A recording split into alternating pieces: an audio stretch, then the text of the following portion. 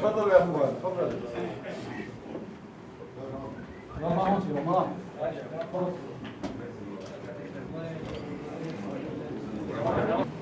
وإننا نظلم مجلس النواب الحالي إذا لم نعرف وندقق بحجم الإنجاز الذي تحقق، وذلك في سياق الأرقام والإحصاءات، وليس الدفاع غير المستند بحجة وبرهان.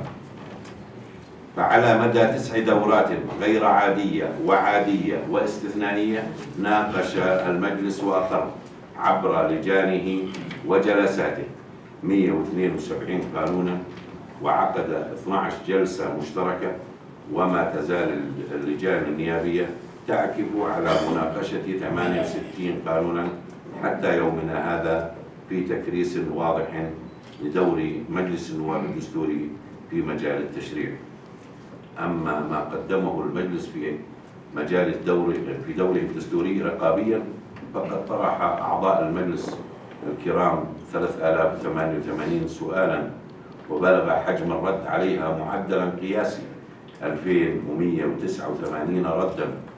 كما قدم أعضاء المجلس 80 استجوابا، وتم الرد على 51 منها.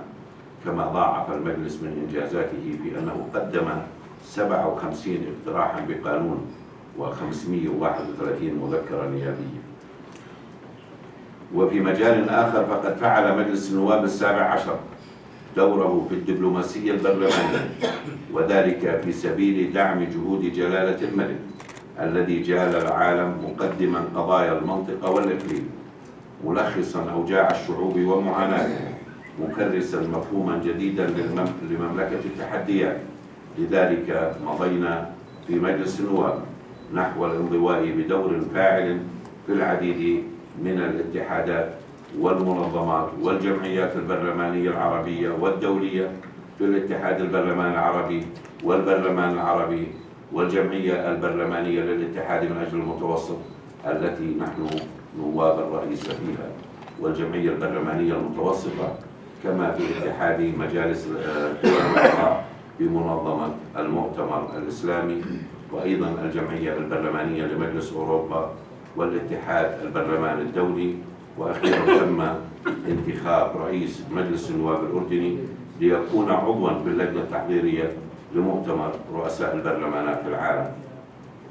وفيما يتعلق بالجهاز الإداري للأمانة العامة للمجلس، فإننا ومن منطلق حرصنا على توفير جهاز فني متخصص يساعد أعضاء المجلس على القيام بمهامهم، نسعى دوما إلى بناء وتعزيز القدرات المؤسسية والوظيفية للعاملين من خلال إشراكهم في دورات تدريبية متخصصة داخلية وخارجية، وعقد ورش عمل تتعلق بالعمل البرلماني، حيث تم إرسال عدد من الموظفين إلى عدد من البرلمانات العربية والأجنبية بهدف الاطلاع والتدريب على الممارسات الفضلى في العمل البرلماني واكتسابهم الخبرة، مما ينعكس إيجابيا على سمعة وكفاءة وقدرة موظفينا، مما حدا ببعض البرلمانات العربية على إرسال عدد من موظفيها للتدرب لدى مجلسنا، وكذلك طلب عدد من البرلمانات الاستعانة بخبرات العاملين لدينا للتدريب أو العمل لديهم. وكذلك تم إبرام مذكرات تفاهم واتفاقيات مع عدد من البرلمانات بهدف التعاون وتبادل الخبرات، ومع عدد من الجهات المانحة والداعمة لتعزيز قدرات مجلس النواب والأمانة العامة للمجلس، وهي الاتحاد الأوروبي ومؤسسة الشركاء الدوليين ومؤسسة ويستمنستر للديمقراطية والمعهد الديمقراطي الوطني ومركز الحياة لتنمية المجتمع المدني، والتي جميعها تستهدف بناء القدرات لأعضاء المجلس والكتل النيابية واللجان وموظفي الأمانة العامة. كما سبق لنا إبرام مذكرات تفاهم واتفاقيات مع غيرها من الجهات، مثل الوكالة الأمريكية للإنماء الدولي وبرنامج الأمم المتحدة للإنماء لنفس الأهداف. أما بالنسبة لمركز الدراسات والبحوث التشريعية فإننا نوليه جل اهتمامنا باعتباره الرافد الأساسي لأعضاء المجلس بجميع مكوناته للمعلومات والدراسات والتحليل لكافة القضايا التي تطلب منه، حيث منذ تاريخ إنشاء المركز في عام 21/6/2014 تم إنجاز 61 ورقة بحثية تنوعت ما بين دراسات متخصصة وتحليل تشريعات وأوراق سياسات. لاحظنا في الفترة الأخيرة إنه في زوبعة إعلامية أثيرت حول مسألة التعيينات في مجلس النواب. اطلعنا من خلال الصحف على رد دولة الرئيس بأن القرار للمرة الأخيرة ولن يسمح بإعادته، وكذلك أنه كان في تردد من مجلس الوزراء باتخاذ مثل هذا القرار. هذا ما طلعنا في الصحف. وبالتالي إذا كان القرار خطأ يفترض بمجلس الوزراء من البداية أنه يرفضه، وإذا كان صحيح يفترض أنه يقبل ويدافع عنه. بالمقابل أيضا اطلعنا على تصريحات سعادتك بالصحف، ما بعرف هي صحيحة أو غير صحيحة، بأنه سكتنا عن تعييناتكم بالوظائف العليا اللي شابه نوع، هذا ما اطلعنا عليه بالصحف، شابه نوع.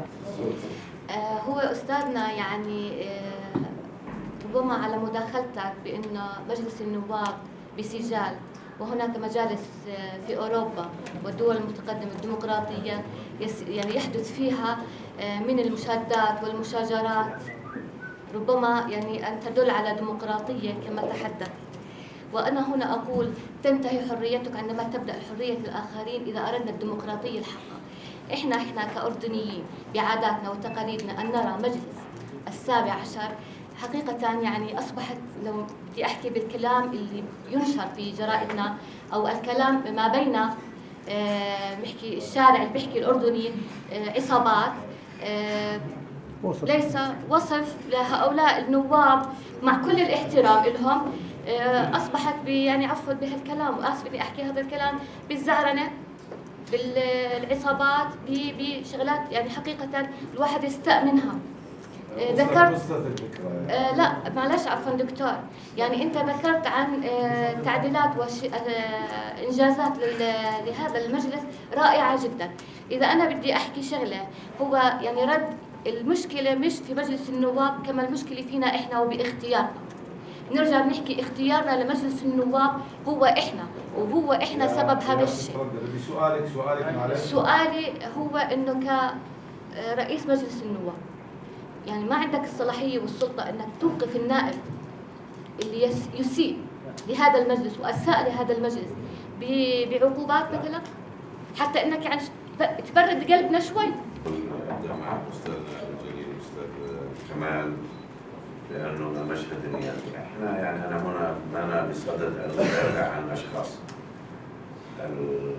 إذا بدنا نتحدث بكل شفافية النواب هم إفراز الشعب الأردني، ليسوا إفراز مجلس النواب، ولا أنا إلي سلطة على النائب سلوكيا يعني نتحدث، ولكن يعني هذا هو قمة الديمقراطية بأن يكون أمامك نائب يمارس عمل 4 سنوات ومن ثم سنأتي إلى استحقاق الانتخابي بأنه أنت تستطيع أن تحكم وأنت الحكم الوحيد، لأنه إحنا السلطة الوحيدة اللي نستمد قوتنا من مصدر السلطات اللي هو الشعب، وبالتالي نحن تحت الرقابة المباشرة من الناخب.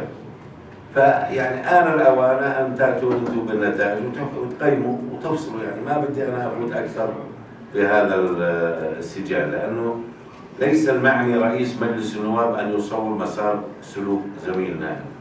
أنا أدير جلسة ومن ثم ماذا يعرض عليها، وما عرضته أمامكم هو عمل برلماني.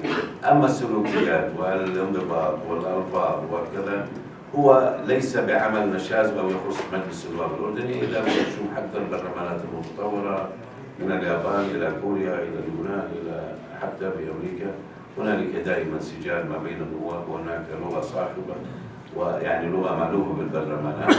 لكن أنا بحتم إنه الحكم هو ليس عندي وإنما عند الناخب بصناديق الاقتراع.